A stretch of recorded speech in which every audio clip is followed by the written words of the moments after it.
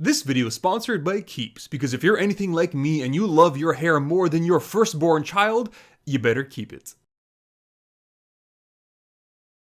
When I was first starting on YouTube, I used to get a lot of questions asking me why I personally don't use PEDs, namely anabolic steroids, or at the very least, TRT. And at the time, me being around 24 and just starting to dip my toes into physique competitions, I had a multitude of reasons as to why this really wasn't a good option for me. However, things have changed, and many of these reasons or concerns, well, to be frank, they kind of don't apply to me, or at least not as much anymore. In terms of age, it is generally not recommended for younger individuals to even contemplate any kind of performance-enhancing drug. If you're in your 20s, it's not the best idea, and God forbid if you're even younger than that, we're talking in your teens, this is pretty much the dumbest shit you can do to your body. Now that being said, me turning 30 earlier this year, this doesn't really apply to me anymore. In terms of continued natural progression, this is actually a big deal and a big reason why I personally never condone anabolic steroid use in individuals who have not yet used up the majority of their natural genetic potential. You know that chart displaying the law of diminishing returns with regards to natural bodybuilding? Yeah, you shouldn't even consider any kind of anabolic enhancement until you are way towards the end of the spectrum in this chart where it really starts to flatten out. And again, this does seem to apply to me. I mean, after 15 years of natural training, trying everything under the sun, including bug steroids, I think I can confidently say that I am very much on this side of the graph. Hell, I am the mayor of this side of the graph. And finally, another factor which has really changed over the last 5 or so years is the overall perception of PED use in general. Whereas 5 years ago, it really kind of seemed like there was nobody truly influential discussing this topic, nowadays it kind of seems like it's almost the opposite. And as long as you are sufficiently transparent and open and honest about this, not only is there no backlash, it in some cases can even be somewhat of a positive because there are a lot of people really interested in you discussing a topic like this, which used to be formerly taboo. And so because of all the changes that have occurred in our industry over the last few years, I am not surprised that pretty much on a daily basis now, I get comments like this. And this is what I want to talk about in today's and a few subsequent videos. I want to do a real and ideally unbiased deep dive analysis into the true costs and benefits of performance-enhancing drugs, of anabolic steroids. Because in order for me to actually answer all these questions, I must first ensure that you guys understand the factors, the variables that are at play, and that way you can much better understand the decision that I have made, whatever it may be. And guys, with that being said, let's jump into the first factor, the first variable we are covering in today's video. This one is a big one. It's very important to me personally, which is why I wanted to cover it first. This isn't something insignificant like your fertility or your cardiovascular health. No. Today we are talking about... That's right. Big thank you to Keeps for sponsoring today's video. So unfortunately, as much as 2 out of every 3 men will experience some level of male pattern baldness as early as age 35. Luckily, this is where Keeps comes in. Keeps is a service specializing in hair loss prevention for men using doctor-prescribed treatment plans customized to your individual situation. They put you in contact with a medical doctor to get your initial assessment and prescription, then provide you with an ongoing monthly supply of whatever your treatment plan may require. Treatment plans start as low as $10 a month, and the entire process can be done online in the comfort of your own home. If you're ready to take action and prevent hair loss, go to keeps.com/Igor or click the link in the description to receive 50% off your first order. That's keeps.com/Igor.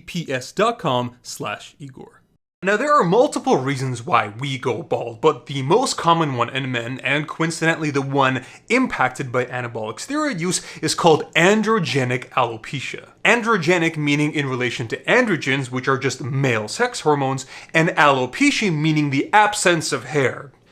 So bald. This is extremely common in men. For example, one study I found looked at the rates of moderate to extensive baldness and found a prevalence rate of as much as 16% in young men ages 18 to 29 and as much as 53% in men ages 40 to 49. Essentially, what this means is that if you were a guy in your 40s or beyond, you have a higher chance of experiencing baldness than you do of flipping a coin and getting heads, for example. And although the main factor behind this is genetics, the actual specific culprit is a hormone called dihydrotestosterone, or DHT. But we'll get back to that in a second. First, you guys have to understand the natural growth cycle, the lifespan of the hair on your head, because you actually are losing hair all the time. In fact, on a daily basis, the average individual loses around 50 to 100 hairs. Now, although that might seem a little scary, relax, it's perfectly normal and it's generally not a problem because we are constantly growing new hair to replenish the hair that we just lost. You see, the hair on your head actually goes through around 4 different phases throughout its growth cycles. The anagen or growth phase involves hair growing out of a follicle, which is still connected to a blood supply, providing nourishment and essentially facilitating the growth of this new hair. The catagen or transition phase is essentially when that hair follicle disconnects from the blood supply. The telogen or resting phase is, well, it's just that. It's your hair kind of resting in sort of like in limbo, not really doing much. And finally, the exogen or shedding phase is when that hair dries out and eventually falls off, making way for a new hair which is already coming in that same hair follicle. Now, the problem with male pattern baldness is that over time, these hair follicles, they actually start to shrink or miniaturize, producing shorter, thinner, finer strands of hair, and over time, eventually, these growth cycles, they just stop entirely. Generally speaking, this process kind of starts right around here on your temples and the top middle of your head, and over time this hair recedes until pretty much everything but the sides are gone and you're sitting there looking like Red Foreman. Dumbass! And the main thing responsible for this is that pesky hormone I mentioned earlier, DHT. You see, the weird thing about DHT is that it pretty much has the exact opposite effect depending on where the actual hair follicles are that it is affecting. If it's on the top of your head, on your scalp, it increases miniaturization, it increases the shrinking and shortening of those growth cycles of hair, resulting in male pattern baldness. However, the exact same hormone, just simply 7 inches lower on your head, on your face, is the opposite. It actually increases beard growth and overall hair growth. So this is kind of weird. So weird, in fact, that there's actually a name for this called the androgenic paradox, where the exact same hormone has opposite effects depending on where it is on your body. Not even your body, in this case, it's just your head. Now this is where anabolic steroids come into the equation, because the vast majority of anabolic steroids out there are either just regular old testosterone or derivatives of testosterone. And unfortunately, testosterone goes through a natural process in your body via an enzyme called 5-alpha reductase, where it is converted into DHT. And therein lies the problem, because by you exogenously increasing your levels of testosterone, you are artificially raising the levels of DHT in your body, the very hormone responsible for male pattern baldness. So right off the bat, although it is possible for women to be affected by this, it is a lot less likely. Part of the reason is because they just have naturally lower levels of circulating androgens to begin with. But in regards to men, it does seem like those who are just genetically more predispositioned to this are those who for some reason have a naturally higher amount of circulating DHT. This could be due to them having naturally higher levels of testosterone or naturally higher levels of 5-alpha reductase, again, that enzyme I mentioned earlier responsible for converting testosterone into DHT. There's even a theory that perhaps it's not the actual concentration or the quantity of DHT circulating in your bloodstream, but rather an increase, for some genetic reason, an increase in the sensitivity in your hair follicles to DHT itself. Now at this point in the video, you guys might be wondering, okay, but where does this weird genetic signal actually come from? A common myth or a common belief is that it comes from your mother's side of the family. And surprisingly, unlike a lot of other stuff on the internet, this one is actually kind of true. One 2017 study in particular actually found 40 different genetic signals exclusively found on the X chromosome, which you get from your mom. So technically speaking, if you wanted some insight into your personal genetic predisposition to male pattern baldness, looking at the men on your mother's side of the family, it's actually kind of a good idea. Oh, and one more interesting thing to note is that not all ethnicities of people are actually affected equally by male pattern baldness. Studies have actually found that Caucasians seem to be the most affected by male pattern baldness, with Asians sort of on the lowest end of the spectrum. Actually, you can even go one step lower, because it seems that Native Americans, for them, for whatever reason, it doesn't seem to be a thing at all. Now, they may still experience baldness from other reasons, but specifically from an androgenic standpoint, a male pattern baldness cause, it just doesn't happen. So a common misconception that a lot of people have is that if they so much as touch or even like smell an anabolic steroid, that seemingly overnight all of their hair will fall out. This is funny. I actually have an example of this personally. It was a friend of mine back in college. This is years ago. This guy bought a pro hormone online. And for those of you guys that don't know, they're not the same thing as steroids, but they're very similar. It's a PED. Enough said. And seemingly like within a few days, for some reason, I guess he thought that he had more hair falling out than usual when he was in the shower, and he freaked the hell out. Like immediately, he threw it down the trash and swore that he would never touch any of this stuff again. And although in this case I'm like, that's probably a good idea, and I definitely do agree with him, it probably was a little bit of an over-exaggeration, because there is no way that this stuff affects you that fast. This is a much more long-term process. We're not talking days, weeks, probably not even months. Probably we're talking about years. The reason behind this is because anabolic steroids do not cause you to lose your hair. They simply speed up the natural hair loss that you're going to experience over the course of your life. If you were genetically predispositioned to losing your hair, let's say at 40, maybe if you hop on anabolic steroids and, to whatever amount, it's going to speed that up, and maybe you'll start to lose your hair at 35, 30. It's hard to say. It's very difficult to estimate because there are so many different variables and so many moving parts. First of all, are you even genetically destined to lose your hair? And if so, what age? Okay, what compounds are you taking? How much of those compounds are you taking? How long are you taking this stuff? And even a multitude of other secondary factors like stress, for example. And so all of these, variables layered on top of one another, it pretty much makes it impossible for us to even contemplate giving an estimate for how much it's going to speed up your natural, male pattern baldness timeline. Pretty much the only thing that we do know for sure is that if it's in your blood, if it's in your DNA, that at some point in your life you're going to experience this, unfortunately anabolic steroids will make this worse. It will make this faster. It is not a matter of if, but a matter of when. So in my opinion, there are 3 general things that I recommend in terms of what you can do to avoid this. Number 1, which kind of sucks to say, is simply put, don't do it at all. Don't do it to begin with. If you are someone who is already worried about hair loss, maybe you don't have the best genetics in your family, you are someone who maybe wants to improve your confidence, your physical appearance, especially if you're doing this, to pick up girls, this is not a good idea, because I can tell you from personal experience and just common sense, like 90% of women would much rather prefer a full head of hair over like 20-inch arms or something. There is a reason why a lot of women do not give a flying fuck about your 600-pound deadlift, and yet they will simultaneously cut off their left pinky for a shot with a guy like this. Number 2, use the minimal effective dosage. Look, if you're doing anything anabolic and androgenic, it's not that great for your hair. Duh. But there's still kind of a big difference between you taking Anavar, Primobolan, Danabol, up your assabol, all these other things at maximal dosages in comparison to you taking a somewhat smaller, more conservative amount of regular old testosterone.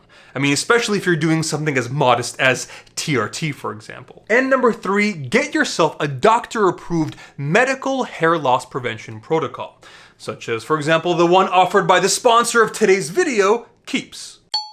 The final section of this video, I wanted to kind of give you my own personal opinion and kind of my way of thinking, my overall logic breakdown, so that you guys can kind of come to a similar conclusion. Well, not the same conclusion, but a similar way of thinking. Essentially, in my opinion, it all breaks down to 3 kinds of individuals. Person number 1 is someone who this does not apply to them at all because, hey, they're already bald. That kind of sucks and you're not that lucky, but on the bright side, this doesn't affect you. And if you want to use all this stuff, then from a baldness standpoint, there are no negative side effects to be worried about because you already have them. Person number 2 is someone who is just genetically super lucky, and everybody in their family, going back like 3 levels or generations, mom's side, dad's side, everybody has a full head of hair all the way up until they drop dead at 90 years old. In that instance, you could theoretically assume that you are genetically impervious, and even with,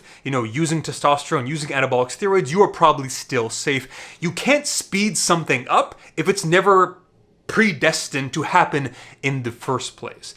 Now, that being said, before you start thinking that, hey, if this sounds like me, I'm impervious, be careful, because at the end of the day, us looking at like the phenotypes of individuals, the actual physical characteristics of people in our families, it's not as good as actually knowing what's happening in your DNA. Yeah, you're probably a lot luckier than somebody out there who's got like a bald dad or a bald, mother's side of the family grandfather at age 40, but that being said, without you actually doing some like genetic test, you can't really be 100% sure that this does not affect you. And the third category of individuals, which I myself fall into, and probably the vast majority of you, is somebody in between. You're not bald, but at the same time you have some level of baldness in your family. For example, my dad still has a full head of hair. On my mom's side of the family, her father did lose his hair, but it didn't really happen until he was like 60, 65-ish years old. So can it happen in my family? Of course.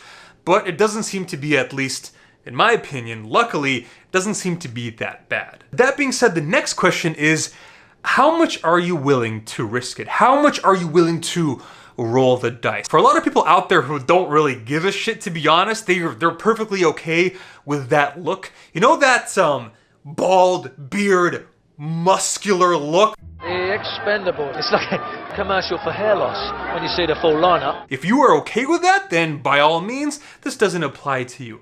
But if you're someone who, in this case, like me, you like your hair, you're kind of young, you want to look good for your significant other, or maybe you're single and you don't like, kind of worried about losing your hair and its ability for you to attract a partner, in that case, this is something you have to kind of ask yourself if you would be okay with that. Specifically in my case, to be honest guys, even though it may seem kind of, vain and superficial, but I fucking love my hair. I've always told myself, like, Igor, you didn't really win the genetic lottery in terms of, crystal clear, smooth skin, but luckily God, he made up for it by giving you a decent set of hair. You win some, you lose some. And because of that, I don't want to jeopardize this. And it is for that reason that earlier in my 20s, I didn't even want to consider, well, that reason amongst others, why I didn't even want to consider anabolic steroids or any performance enhancing drugs. And it is for that reason that going into my 30s, although it becomes more of a possibility, it is still something I would always have to keep at the back of my mind. And that's one of the many reasons why, if I ever do it, and again, we'll talk about that in a future video installment, even then, I would be very conservative. I am telling you right now that for the rest of my life, I will never be 600 milligrams of testosterone guy. I will never be a 4 or 5 compounds guy. I will never be a Tren, Primobolan, this, that, Anadrol guy. That's just not in the cards. For the rest of my life, I will either be a regular old natty cold turkey, or if I do cross over to that side, it is going to be with something very conservative, at least compared to what it seems like is common in our fitness environment. But that being said, after all this, it is still just one variable. There are still so many more to consider, and that is exactly what we will be doing in the next few installments. As always, links to my training programs and one-on-one coaching is in the description box below at teamfitlife.com. Check out my protein, check out the sponsor of today's video, Keeps, and until then, I will see you in the next one.